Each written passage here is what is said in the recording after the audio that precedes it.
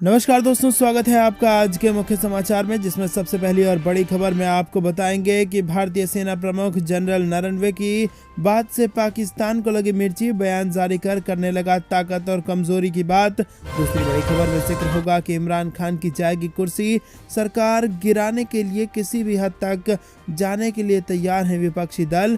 तीसरी बड़ी खबर में आपको बताएंगे कि कश्मीर में तलाशी अभियान के दौरान 2 आतंकी कर दिए गए ढेर, पुलिस पर की गई अंधाधुंध फायरिंग। चौथी बड़ी खबर में आपको बताएंगे कि कांग्रेस पर राजनाथ सिंह का तीखा हमला, कहा राहुल गांधी ने हमारी सेना के पराक्रम पर उठाए हैं सवाल, ये कतई बर्दाश्त नहीं। और इसी के साथ पांचवी बड़ी खबर में आपको बताएंगे कि भाजपा जारी करेगी अपना संकल्प पत्र, किसानों को लेकर हो सकते हैं कई बड़े ऐलान। दोस्तों, हर एक खबर की गहराई में आपको ले जाएंगे, लेकिन उससे पहले अगर आपको विदेश की सेना और पीएम मोदी पर पूरा भरोसा है तो आप अभी इस वीडियो को लाइक करके 1000 लाइक के टारगेट को पूरा कराइए। साथ ही साथ अगर चैनल पर नए हैं तो लाल बटन को दबा के चैनल को सब्सक्राइब करके घंटी बजाकर कमेंट में लिखिए जय हिंद। दोस्तों, रुक करते हैं सबसे पहले और बड़ी खबर की तरफ। भारतीय सेना प्रमुख जनरल नरवणे की बात से पाकिस्तान को लगी मिर्ची, बयान जारी करने लगा ताकत और कमजोरी की बात। जी हां दोस्तों, आपको बता दें कि पाकिस्तान की सेना ने शुक्रवार को कहा कि भारत के साथ 2021 में हुए संघर्ष विराम समझौते को किसी की ताकत या दूसरे की कमजोरी के रूप में गलत नहीं समझ जाना चाहिए। पाकिस्तानी सेना ने भारतीय सेना प्रमुख जनरल एम नरवणे के उस दावे को पूरी तरह से भ्रामक बताया है जिसमें उन्होंने कहा था कि युद्ध विराम अभी तक बरकरार है, क्योंकि भारत ने ताकत की स्थिति में रहते हुए भी इस पर बातचीत की थी और इसी बात से पाकिस्तान को मिर्ची लग गई है। तनाव को कम करने के उद्देश्य से एक महत्वपूर्ण कदम के रूप में भारत और पाकिस्तान की सेनाओं ने पिछले साल 25 फरवरी को ऐलान किया कि वो 2003 में हुए संघर्ष विराम समझौते का पालन करेंगे और इसके तहत दोनों पक्ष नियंत्रण रेखा के पार गोलीबारी को बंद कर देंगे। पाकिस्तानी सशस्त्र बलों के प्रवक्ता मेजर जनरल बाबर इफ्तिखार की टिप्पणी से एक दिन पहले ही भारतीय सेना प्रमुख ने नई दिल्ली में एक कार्यक्रम में हिस्सा लिया और यहां पर उन्होंने कहा कि पाकिस्तान के साथ नियंत्रण रेखा पर संघर्ष विराम बरकरार है, क्योंकि हमने ताकत की स्थिति के साथ बातचीत की।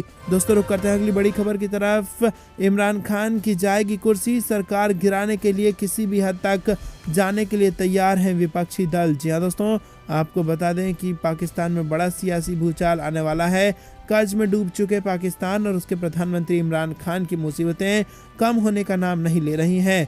पाकिस्तान के विपक्षी दल शनिवार को प्रधानमंत्री इमरान खान के नेतृत्व वाली पाकिस्तान तहरीक-ए-इंसाफ सरकार को उखाड़ फेंकने के लिए एक साथ नजर आए।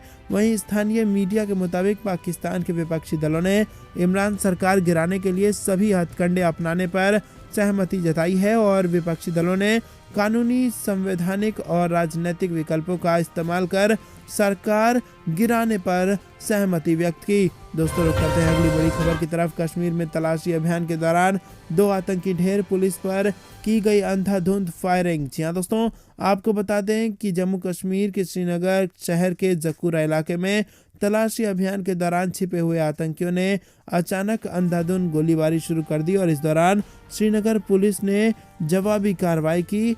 तलाशी अभियान में 2 पिस्तौल और 5 हथगोले सहित आपत्तिजनक सामग्री, हथियार और गोला बारूद की बरामद की गई। वहीं आपको बता दें कि जम्मू कश्मीर में आतंकियों के खिलाफ चल रहा अभियान तेजी से जारी है ताकि घाटी में शांति व्यवस्था बनी रह सके। दोस्तों, रुक करते हैं अगली बड़ी खबर की तरफ। कांग्रेस पर राजनाथ सिंह का तीखा हमला, कहा राहुल गांधी ने हमारी सेना के पराक्रम पर उठाए सवाल, ये कतई बर्दाश्त नहीं। जी हां दोस्तों, रक्षा मंत्री राजनाथ सिंह ने शनिवार को मथुरा वो पहुंचे और यहां बलदेव विधानसभा क्षेत्र में भाजपा प्रत्याशी के समर्थन में जनसभा को संबोधित किया। राजनाथ सिंह ने कांग्रेस और समाजवादी पार्टी पर जमकर निशाना साधा और उन्होंने गलवान घाटी का मुद्दा उठाते हुए कांग्रेस नेता राहुल गांधी पर निशाना साधा। रक्षा मंत्री ने कहा कि चीन के सरकारी अखबार ने जो लिखा उसे राहुल जी ने सही माना और हमारे सैनिकों के पराक्रम पर सवाल या निशान लगाते हुए राहुल गांधी ने जरा भी संकोच नहीं किया। उन्होंने बताया कि ऑस्ट्रेलिया की एक अखबार ने लिखा कि गलवान घाटी में चीन के 38 से 50 जवान मारे गए थे। उन्होंने कहा कि प्रधानमंत्री नरेंद्र मोदी के नेतृत्व में अंतर्राष्ट्रीय पटल पर भारत की प्रतिष्ठा बढ़ी है। आज भारत जो बोलता है उसे सारी दुनिया कान खोलकर सुनती है और भारत की सीमाएं सुरक्षित हैं। दुनिया की कोई ताकत भारत के मान सम्मान और स्वाभिमान पर चोट नहीं पहुंचा सकती है। दोस्तों, रुक करते हैं अगली बड़ी खबर की तरफ। उत्तर प्रदेश के चुनाव से बड़ी खबर, भाजपा जारी करेगी अपना संकल्प पत्र और किसानों को लेकर हो सकते हैं कई बड़े ऐलान। जी हाँ दोस्तों, आपको बता दें कि उत्तर प्रदेश विधानसभा चुनाव को लेकर भाजपा अपना चुनावी घोषणा पत्र जारी करेगी। सूत्रों के मुताबिक भारतीय जनता पार्टी अपने संकल्प पत्र में बिजली को लेकर बड़ा ऐलान कर सकती है। माना जा रहा है कि समाजवादी पार्टी के 300 यूनिट फ्री बिजली के वादे की काट के तौर पर भाजपा अपने संकल्प पत्र में बड़ी घोषणा कर सकती है। सूत्रों के मुताबिक पश्चिम बंगाल में बीजेपी ने सरकार बनने पर घरेलू उपभोक्ता को 200 यूनिट बिजली मुफ्त देने का जो चुनावी वादा किया था, उसे कुछ और मॉडिफाइड करते हुए यूपी में भी संकल्प पत्र में लाने की तैयारी हो रही है। साथ ही बिजली के बकाये बिल में भी छूट देने की घोषणा हो सकती है। सूत्रों के मुताबिक भाजपा अपने संकल्प पत्र में किसान सम्मान निधि में 4,000 रुपए राज्य सरकार की ओर से देने का ऐलान कर सकती है और अभी केंद्र सरकार की ओर से किसान सम्मान निधि के तहत 6,000 रुपए सालाना मिलता है और ऐसी योजना मध्य प्रदेश, तेलंगाना और पश्चिम बंगाल में चल रही है, जहां केंद्र के साथ साथ राज्य सरकारें अपनी तरफ से योगदान कर किसान सम्मान निधि को सीधे किसानों के खाते में पहुंचाने का काम करती हैं। दोस्तों, कहते हैं अगली बड़ी खबर की तरफ। मुख्यमंत्री योगी का समाजवादी पार्टी और बसपा पर हमला, बोले एक तरफ विकास चलेगा तो दूसरी तरफ बुलडोजर चलेगा। जी हाँ दोस्तों, मुख्यमंत्री योगी आदित्यनाथ ने शनिवार को शामली वो पहुंचे और मुख्यमंत्री योगी सबसे पहले कोविड अस्पताल का निरीक्षण उन्होंने किया और इस दौरान मुख्यमंत्री योगी ने कहा कि तीसरी लहर को नियंत्रित कर चुके हैं और कोरोना के केस काफी कम हुए हैं और इस लहर में संक्रमण ज़्यादा है, लेकिन वैक्सीन लगाने वालों के लिए ये सामान्य वायरल की तरह है। मुख्यमंत्री योगी ने कहा कि स्वास्थ्य विभाग और कोरोना वॉरियर्स ने अच्छा काम किया है। दूसरी लहर में ऑक्सीजन की कमी थी, जिसे प्रधानमंत्री नरेंद्र मोदी के नेतृत्व में दूर कर दिया गया है। दोस्तों, रुक करते हैं अगली बड़ी खबर की तरफ। पाकिस्तानी सेना और बलूच विद्रोहियों में 55 घंटे से जारी है भीषण जंग, खाने के लिए तरसी जनता। जी हाँ दोस्तों, आपको बता दें कि पाकिस्तान के बलूचिस्तान प्रांत के पंजगुर शहर में 55 घंटे बीत जाने के बाद भी पाकिस्तानी सेना और बलूच विद्रोहियों के बीच भीषण मुठभेड़ जारी है। बलूच विद्रोहियों ने पाकिस्तानी सेना के फ्रंटियर कॉर्प्स के मुख्यालय पर अब भी बलूच विद्रोहियों का कब्जा बना हुआ है। पाकिस्तान ने इलाके में पूरी तरह से कर्फ्यू लगा रखा है और पिछले करीब 3 दिनों से चल रही लड़ाई की वजह से अब लोगों के घरों में राशन की कमी हो गई है और वो परेशान हैं। इस बीच बलूच विद्रोहियों ने 170 पाकिस्तानी सैनिकों को मार गिराने का दावा किया है। इस हमले को अंजाम दे रहे बलूच लिबरेशन आर्मी ने दावा किया कि उसने बुधवार रात पाकिस्तान के फ्रंटियर कॉर्प्स के नोशकी और पंगजूर शिविरों पर किए 2 बड़े हमले में लगभग 170 पाकिस्तानी सुरक्षा कर्मियों को मार गिराया है। दोस्तों, रुक करते हैं अगली बड़ी खबर की तरफ। भारत ने फिर लगाई पड़ोसी मुल्क पाकिस्तान को फटकार। जी हाँ दोस्तों, आपको बता दें भारत ने राजनीतिक विचारधाराओं और कट्टरपंथी विचारधाराओं के बीच अंतर करने की आवश्यकता को रेखांकित करते हुए राजनीतिक विचारधाराएं एक बहुलवादी लोकतांत्रिक राजनीति का हिस्सा है, तो वहीं कट्टरपंथी विचारधाराएं आतंकवाद को बढ़ावा देती हैं। भारत ने जोर देकर कहा कि दोनों को एक ही नजरिए से देखने का कोई भी प्रयास गलत और प्रतिकूल है। संयुक्त राष्ट्र आतंकवाद रोधी कार्यालय द्वारा आयोजित सदस्य देशों की राजदूत स्तर की वार्षिक ब्रीफिंग के दौरान संयुक्त राष्ट्र में भारत के स्थायी प्रतिनिधि TS त्रिमूर्ति ने कहा कि भारत का हमेशा से मानना रहा है कि राष्ट्र को 9/11 से पहले के दौर में नहीं जाना चाहिए, जब आतंकवादियों को आपका आतंकवादी और मेरा आतंकवादी में विभाजित किया जाता था। दोस्तों, रुक करते हैं अगली बड़ी खबर की तरफ। चीन पाकिस्तान की हर चाल होगी विफल, सेना प्रमुख ने अधिकारियों संग लिया सीमा पर हालातों का जायजा। जी हाँ दोस्तों, दरअसल दोस्तों सेना प्रमुख जनरल मनोज मुकुंद नरवणे सभी सेना कमांडरों सहित शीर्ष भारतीय सेना के नेतृत्व ने आज गुरुवार को चीन और पाकिस्तान के साथ सीमा सीमाओं पर स्थिति की समीक्षा की। बता दें कि हाल ही में पाकिस्तान और चीन सीमा के उत्तरी और पूर्वी सेक्टर में नेतृत्व में परिवर्तन हो गया है। सेना प्रमुख ने सेना के अन्य कमांडरों के साथ चीन पाकिस्तान सीमा पर स्थिति की समीक्षा की और इस दौरान सेना के कमांडरों की उत्तर पूर्वी सेक्टर में पीपुल्स लिबरेशन आर्मी की गतिविधियों सहित चीन की सीमा पर वर्तमान स्थिति से अवगत कराया गया। दोस्तों रुक करते हैं अगली बड़ी खबर की तरफ। भारत में मौनी बाबा नहीं, मोदी सरकार दुश्मन के घर में घुसकर सिखाती है सबक। जी हां दोस्तों, अमित शाह का बड़ा बयान। आपको बता दें कि उत्तर प्रदेश के औद्योगिक नगरी गाजियाबाद के लोनी में जनसभा को संबोधित करते हुए केंद्रीय गृह मंत्री अमित शाह ने गुरुवार को समाजवादी पार्टी और कांग्रेस पर जुबानी जंग किया। उन्होंने कहा कि हमने यूपी की जनता से 2017 में पूर्ण बहुमत की सरकार बनाने की अपील की थी। हमने कहा था पूर्ण बहुमत मिलने के बाद माफिया को खत्म कर देंगे। आपसे हमें पूर्ण बहुमत मिला तो हमने आजम खान, अतीक अहमद और मुख्तार अंसारी जैसे माफिया को जेल के अंदर पहुंचा दिया। अमित शाह ने कहा कि अखिलेश बाबू यहां आए तो उनके गुंडों ने तांडव किया है। मैं उनसे कहकर जाता हूं कि अपने आप में रहिएगा, घर में रहिएगा, क्योंकि ये भाजपा की सरकार है। अमित शाह ने लोनी की जनता को कहा कि आप डरिए नहीं, अब यहाँ दंगा नहीं होने वाला है। दंगाइयों पर हमने पैनी नज़र रखी हुई है और मैं दिल्ली में बैठा हुआ हूँ। योगी सरकार के 5 साल के शासन में एक दंगा भी नहीं हुआ है। केंद्रीय गृह मंत्री अमित शाह ने जनसभा को संबोधित करते हुए कहा कि समाजवादी पार्टी की सरकार ने दंगा पीड़ितों को आरोपी बनाया और आरोपियों को पीड़ित बना दिया और समाजवादी पार्टी सरकार ने कार सेवकों पर गोलियां चलाई और उनकी लाशों को नदियों में बहा दिया था। हमारी सरकार में पिछले 5 साल में एक दंगा नहीं हुआ। यूपी में किसानों का ऋण माफ करने का काम भाजपा की सरकार ने किया है।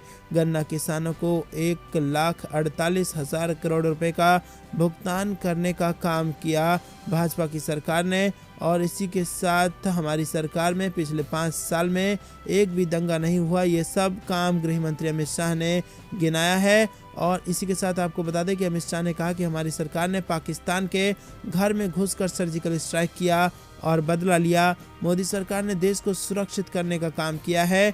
आज सभी को पता है कि भारत में मौनी बाबा की सरकार नहीं है। उन्होंने कहा कि सपा के शासनकाल में बिजली आती नहीं थी और हमारी सरकार में बिजली जाती नहीं है। हमने यूपी और इस इलाके के विकास के लिए हर संभव कोशिश की है। दोस्तों करते हैं अपनी बड़ी खबर की तरफ। पाकिस्तान चीन सीमा पर अभी जंग का ट्रेलर, भविष्य में बड़ी लड़ाई के लिए रहना होगा तैयार। आर्मी चीफ नरवणे ने कही बड़ी बात। जी हाँ दोस्तों, आपको बता दें कि सेना प्रमुख जनरल एम नरवणे ने चीन और पाकिस्तान की ओर से पेश राष्ट्रीय सुरक्षा चुनौतियों पर बृहस्पतिवार को कहा कि भारत अभी भविष्य के संघर्षों की कुछ झलकियां देख रहा है और उसके विरोधी अपने राजनीतिक लक्ष्यों को हासिल करने के प्रयास लगातार जारी रखेंगे। जनरल नरवणे ने एक संगोष्ठी को ऑनलाइन संबोधित करते हुए कहा कि भारत अलग तरह की कठिन तथा बहुस्तरीय सुरक्षा चुनौतियों का सामना कर रहा है और उत्तरी सीमा पर घटनाक्रम ने पूरी तरह से तैयार और सक्षम बलों की जरूरत को रेखांकित किया है। दोस्तों रुक करते हैं अगली बड़ी खबर की तरफ। अखिलेश अपने पिता और चाचा की नहीं सुनते तो आपकी कैसे सुनेंगे, अमित शाह ने जयंत चौधरी को दी चेतावनी। जी हाँ दोस्तों, समाजवादी पार्टी के साथ गठबंधन को लेकर केंद्रीय गृह मंत्री अमित शाह ने जयंत चौधरी को आगाह किया। उन्होंने कहा कि अखिलेश यादव अपने पिता और चाचा की भी नहीं सुनते, आपकी कैसे सुनेंगे। बुलंदशहर जिले अनूप शहर विधानसभा क्षेत्र में गुरुवार को एक चुनावी कार्यक्रम को संबोधित करते हुए अमित शाह ने यह भी दावा किया है कि समाजवादी पार्टी उत्तर प्रदेश में सरकार नहीं बना पाएगी। योगी सरकार की सराहना करते हुए अमित शाह ने अखिलेश यादव पर निशाना साधा और पूछा कि क्या समाजवादी पार्टी के प्रमुख राज्य में कानून व्यवस्था की जांच कर सकते हैं। उन्होंने कहा कि वो लोगों से नहीं मिलते, केवल प्रेस कॉन्फ्रेंस करते हैं और हमारे जयंत जी को अपने साथ रखते हैं। सरकार वरकार तो बननी नहीं है, ये समझ कर चलना। लेकिन जयंत चौधरी को लगता है कि अगर सरकार बनी तो अखिलेश बाबू उनकी बात सुनेंगे। जयंत बाबू, ये एक झूठ है जो अपने पिता और चाचा की नहीं सुनता। वो आपकी कैसे सुनेगा। चलते हैं अगली खबर की तरफ। बड़ी खबर की तरफ। गलवान घाटी की झड़प में चीन के 4 नहीं बल्कि 42 सैनिक मारे गए थे, नई रिपोर्ट में हुआ है दावा और 10 बड़े खुलासे। जी हाँ दोस्तों, आपको बता दें कि भारत के साथ चीन की 2020 में हुई गलवान घाटी की झड़प में चीन के 42 सैनिक मारे गए थे और ये संख्या चीन की तरफ से बताई गई संख्या से 9 गुना ज्यादा है। चीन ने गलवान घाटी की झड़प में 4 सैनिकों के मारे जाने की बात स्वीकार की थी। एक ऑस्ट्रेलियाई न्यूज़पेपर द क्लैक्सॉन में प्रकाशित हुई रिपोर्ट में यह बात कही गई है। ये रिपोर्ट सोशल मीडिया के शोधकर्ताओं ने तैयार की है। भारत ने आधिकारिक तौर पर घोषणा की थी कि गलवान में उसके 20 सैनिक मारे गए थे। ये भारत और चीन के बीच 1962 में हुई झड़प के बाद भारतीय सेना का हुआ सबसे बड़ा नुकसान था।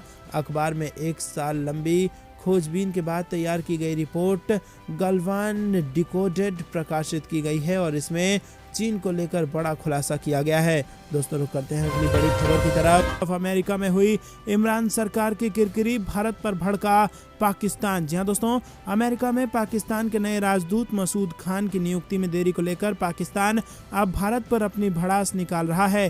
पाकिस्तान का आरोप है कि भारत उसकी छवि को खराब कर रहा है। भारतीय मीडिया में छपी खबरों पर नाराजगी जताते हुए पाकिस्तान के विदेश मंत्रालय के प्रवक्ता असीम इफ्तिखार ने मंगलवार को कहा कि ये सभी खबरें बेबुनियाद हैं और मसूद खान की नियुक्ति को लेकर अमेरिका में प्रक्रिया चल रही है। पाकिस्तान की इमरान खान सरकार ने हिजबुल समर्थक मसूद खान को पिछले साल नवंबर में अमेरिका में पाकिस्तान का राजदूत नामित किया था, लेकिन अमेरिका उन्हें राजदूत के रूप में स्वीकार करने में काफी वक्त लगा रहा है। तो दोस्तों, फिर से हुई है पाकिस्तान की इंटरनेशनल बेइज्जती और अमेरिका में हुई है जबरदस्त किरकिरी। रुक करते हैं अगली बड़ी खबर की तरफ।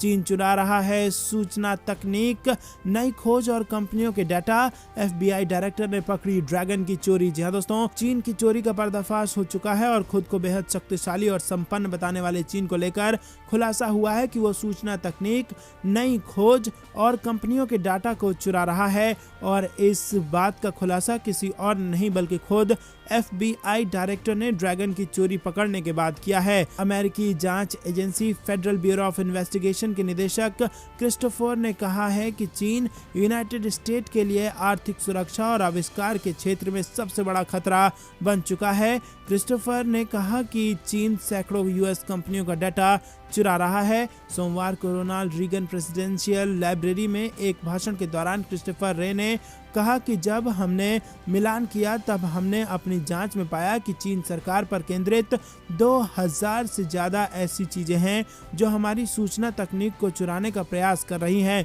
दोस्तों, रुक करते हैं अगली बड़ी खबर की तरफ। बजट 2022 भारत ने स्थानीय रक्षा खरीद के लिए अलग से रखे 1,03,000 करोड़ रुपए और रक्षा बजट को भी बढ़ाया। जी हाँ दोस्तों, भारत ने मंगलवार को निजी उद्योग के लिए रक्षा अनुसंधान एवं विकास बजट का 25% अलग रखने के अलावा रक्षा क्षेत्र में आत्मनिर्भरता को बढ़ावा देने के लिए स्थानीय रूप से उत्पादित हथियारों और प्रणालियों को खरीदने के लिए 1,03,000 करोड़ रुपए निर्धारित किए हैं। संसद में 2022-23 के लिए केंद्रीय बजट पेश हुआ है। वित्त मंत्री निर्मला सीतारमण ने रक्षा क्षेत्रों में आत्मनिर्भरता को बढ़ावा देने के लिए सरकार की प्रतिबद्धता के बारे में बताया। भारत ने इस साल के बजट में सैन्य खर्च के लिए 5,25,000 करोड़ रुपए आवंटित किए हैं और इसमें आपको बता दें कि सशस्त्र बलों के आधुनिकीकरण के लिए 1,52,000 करोड़ रुपए का पूंजीगत व्यय शामिल है और इस साल का पूंजी परिव्यय 2021-22 के बजट के अनुमान से 12.8% अधिक है, जबकि ये 1.35 लाख करोड़ रुपए था। दोस्तों, रुक करते हैं अगली बड़ी खबर की तरफ। नौसेना का मिलान 2022 एक्सरसाइज इसी महीने अमेरिका, ऑस्ट्रेलिया, रूस समेत 46 देशों को इसके लिए निमंत्रण। जी हाँ दोस्तों, समंदर में मित्र देशों की नौसेनाओं के साथ मेल मिलाप बढ़ाने और संबंध मजबूत करने के इरादे से भारतीय नौसेना इस महीने विशाखापट्टनम में मिलन 2022 के नाम से एक बड़ी एक्सरसाइज करने जा रही है। इस एक्सरसाइज में हिस्सा लेने के लिए भारत ने अमेरिका, ऑस्ट्रेलिया, रूस, फ्रांस, इंग्लैंड, ब्राजील और फिलीपींस सहित कुल 46 देशों की नौसेनाओं को आमंत्रित किया है। खास बात यह है कि मिलन एक्सरसाइज के दौरान सिर्फ बंगाल की खाड़ी में ऑपरेशनल एक्सरसाइज ही नहीं आयोजित की जाएगी, बल्कि विशाखापट्टनम में सभी देशों के नौसैनिकों की एक भव्य सिटी परेड भी आयोजित की जाएगी। भारतीय नौसेना के मुताबिक इस महीने की 25 तारीख से शुरू होने वाली मिलन एक्सरसाइज 2 हिस्सों में होगी। पहला हार्बर फेज होगा जो 25 फरवरी से 28 फरवरी तक रहेगा और दूसरा चरण समंदर में 1 से 4 मार्च तक होगा। दोस्तों, रुक करते हैं अगली बड़ी खबर की तरफ।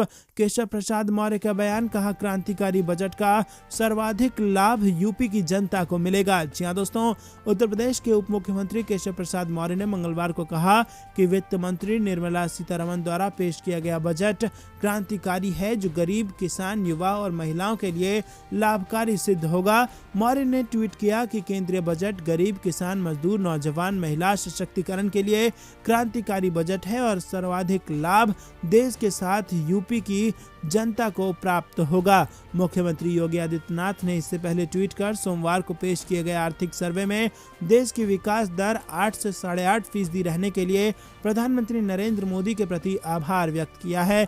उन्होंने मंगलवार को कहा कि संसद में प्रस्तुत हुए आर्थिक सर्वे के अनुसार देश में विकास की दर 8 से 8.5% रहने वाली है। प्रधानमंत्री नरेंद्र मोदी के कुशल नेतृत्व में कोरोना के बावजूद आर्थिक प्रगति देश और प्रदेश में निवेश और युवाओं के रोजगार की अथाह संभावनाओं को उड़ान देगी। तो दोस्तों, ये थी दिन भर कुछ बेहद जरूरी और बड़ी खबरें। अंत तक बने रहने के लिए बहुत बहुत धन्यवाद। देख रहे थे आपका अपना चैनल द इंडियन टीवी। जाने से पहले वीडियो को लाइक और लाल बटन को दबा के चैनल को फ्री में सब्सक्राइब करके घंटी बजाकर कमेंट में जय हिंद जरूर लिखिएगा। जय हिंद, जय भारत।